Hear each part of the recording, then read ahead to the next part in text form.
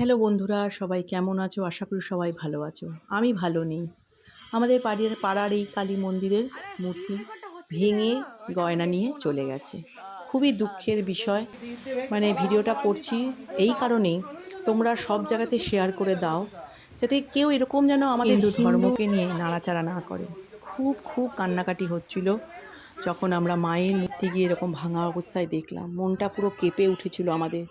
চারদিকে ভিড়ই ভিড়। খুব খারাপ লাগছিল।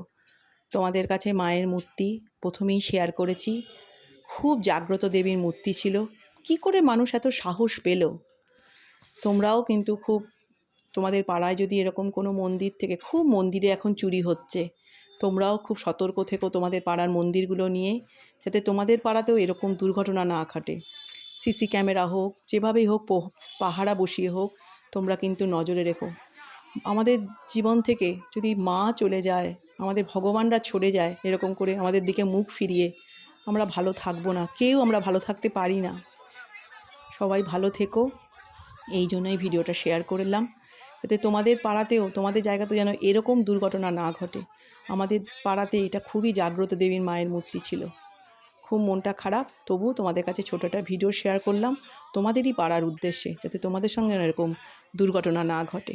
সবাই ভালো থেকো।